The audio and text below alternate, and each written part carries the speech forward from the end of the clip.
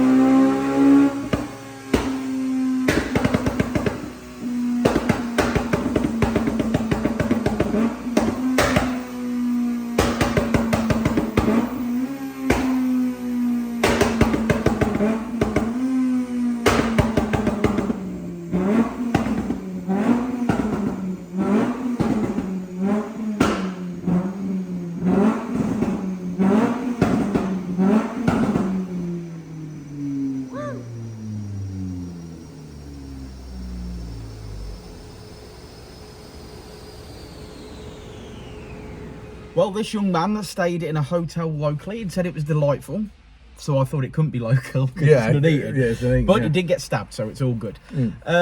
Great car, seen this one before. Beautiful bronze, I love this colour.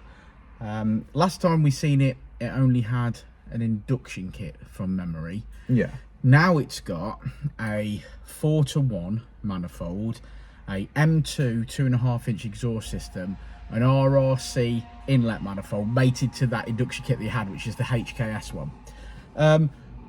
Mods could be better, but we've made such an improvement today. I think it was 211 brake horsepower last time. Yeah, last time we were here. The problem that we had, I think, mainly is we had a problem in the mid-range where it was filling the exhaust up. Once you sort of get over that and you get flow back again, it seemed to make top MP power. So we finished on 235, which is obviously great. I think that's brilliant. Which is really, really good, and really, really good based on the M2 exhaust system. But you do get a little bit of a waviness in the mid-range, which you're just going to have to live with because obviously you've just not got the free flow there.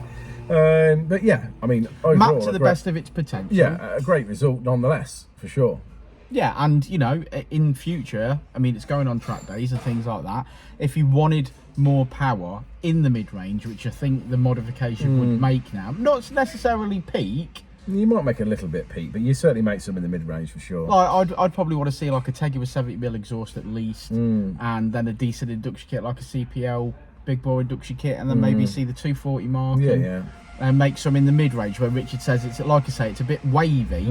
But yeah, that's what I think that maybe be next for it. But yeah, what a great car, and hopefully he's going to love his flames, because that was the mandate. He said he wanted big flames. He did. He's got some, Rich. Yeah, good. He's got some. Should we look at that graph? Let's have a look at that graph. Let's do it. So say it with me, guys. Red line was the last time we seen it, the last time that we mapped it. Blue line is as she leaves today with the RRC, the 421, and another custom tune. So there we go, 235 brake horsepower, just breaking that 200 mark at the wheels. Really happy with that. If you guys have got an FN2 and you need any help, you got any questions, you want to buy some parts, you want to know the best parts for your car, give us a shout. Instagram, Facebook, go old school, pick up the phone, drop me a text, whatever you guys want to do. But we appreciate you being here, and thanks for getting to the end of this video. And it's on ecutek now, by the way, so that's an outdated sticker. But yes, if you need anything, give us a shout. There's Milo, and Milo says we'll see you on the next one. Before, and I'll say it again. Life moves pretty fast.